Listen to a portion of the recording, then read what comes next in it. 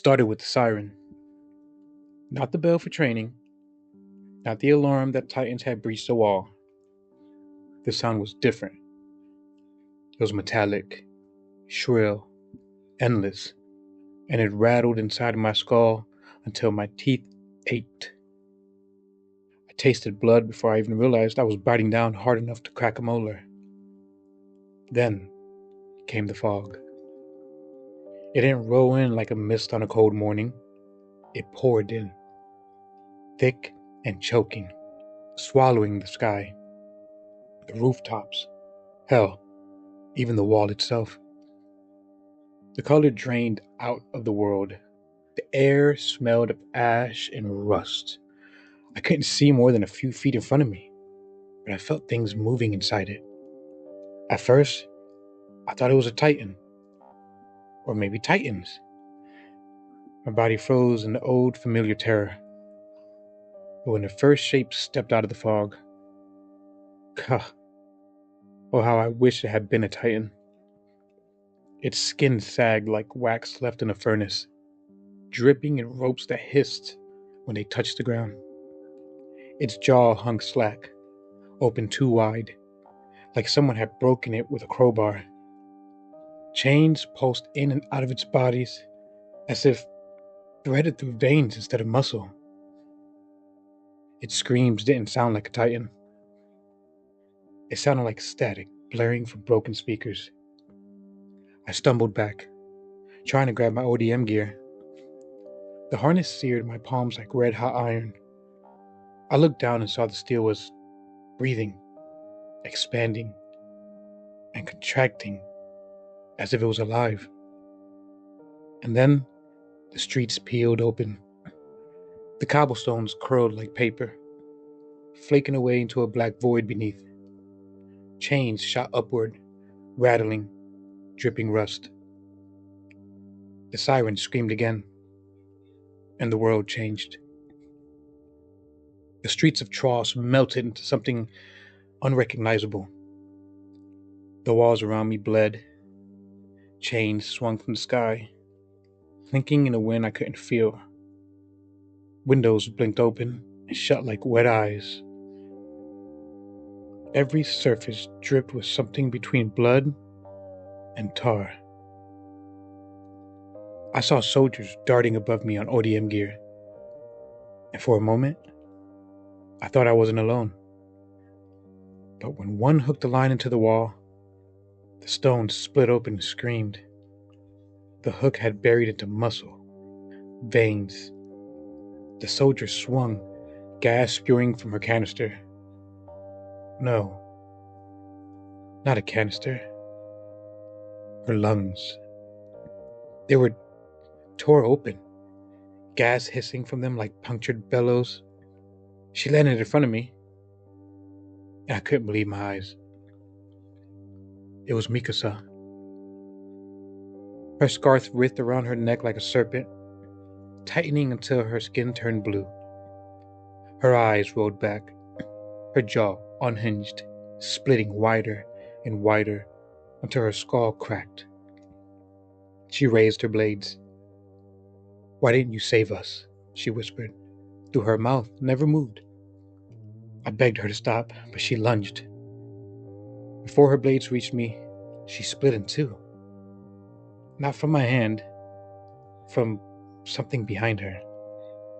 It crawled into the light. A titan. But its head was a cage. Inside that cage, faces screamed. Hundreds, thousands of them. Some I knew, some I didn't. They pressed against the bars, skin peeling as they begged, their voices rising in a chorus of agony. The caged titan laughed. Not a roar, not a scream. A laugh. Like broken bells echoing across a graveyard. And then the fog thickened. I heard my name. "Hey!" I turned around. Aaron stood in the street. He looked untouched, normal. For a moment, I felt hope. But then his smile was gone. Too wide. His teeth jagged like shards of glass jammed into raw gums. His eyes were black pits, swallowing light. "Come on," he whispered. "This way." I followed him because I had no choice. The streets warped under every step. Stone to gristle, gristle to fire, fire back to stone. Houses flickered between wood and cages of bone. Doors breathed, windows dripped. I reached out and grabbed his shoulder. My hand sank into him. Not through him, into him. My fingers slid between exposed ribs. He didn't flinch. He just smiled. Wider. "You'll never get out," he said. Then he exploded in static. White noise filled the air, swallowing my scream. And when it cleared, he was gone. And then the siren wailed again. The walls trembled. Maria, Rose, Sina, they weren't walls anymore. They moved. Their stone cracked, peeling away to reveal veins pulsing beneath. They weren't built. They were alive. And they were waking up. The colossal titan broke free. But it wasn't colossal anymore. It was infinite. Its body stretched into the fog, disappearing into nothing. Its head scraped the sky, which wasn't sky anymore, but now just a sheet of writhing flesh. Its eyes were hollow, burning holes.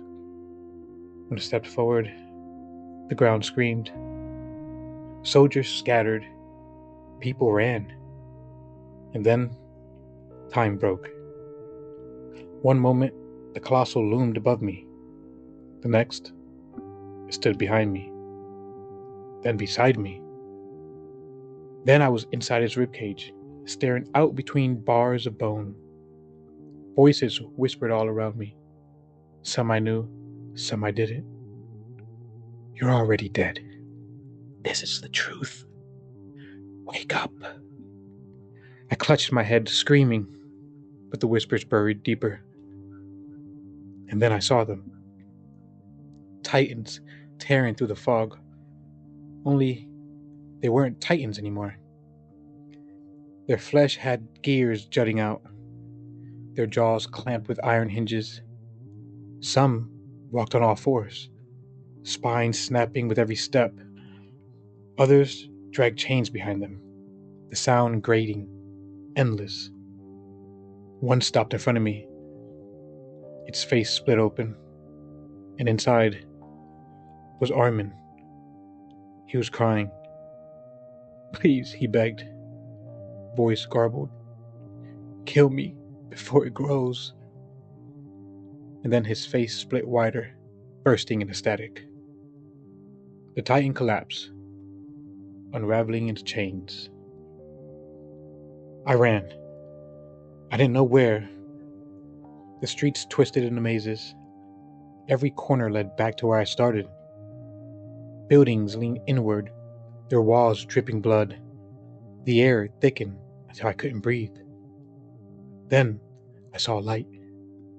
A lantern, swinging. Levi stood beneath it, blades drawn, cloak in tatters, his eyes locked on me, sharp, real. "Move," he snapped. "Now!" For the first time since the fog came, I felt hope. Followed him. He cut through creatures that weren't titans, weren't human, weren't anything I had words for. His blade screeched on rusted bone, tore through chains, silenced the faceless thing crawling out of the void. We made it to the chapel, or what was left of it. Its walls bled. Its pews were nailed together with bones, but it was sheltered. I gasped for air. Levi turned to me, and then slit his own throat. Blood sprayed, But he didn't fall. He smiled. "You should have died already," he said. His voice came out of the wound, not his mouth. And then he lunged. I don't know how long it lasted. I don't know how I survived. Maybe I didn't. But when I opened my eyes, I was back on the street, alone. The fog heavier than ever. And then the siren wailed. The walls groaned. And from the shadows came a sound worse than any titan's roar. Footsteps. Slow. Heavy. Metallic. I turned, and my heart stopped. It wasn't a titan. It wasn't a soldier. It was something else. A shape in the fog, dragging a blade bigger than a house. A helmet shaped like a pyramid. A butcher's apron, dripping black. Its head tilted toward me, and it began to walk. The ground shook. I couldn't move. Sirens screamed louder. The fog began to press in. And then everything went black. When I woke, I wasn't free. I was in a room I didn't recognize. The walls pulsed. The floor was flesh. My hands were chained. In a corner, something moved. I stepped into the dim light. Aaron again. But this time his skin was gone. His muscles twitched in the open air. His eyes glowed white. And he whispered, "This isn't the beginning. This is the middle." The siren blared. And I knew the nightmare was only starting.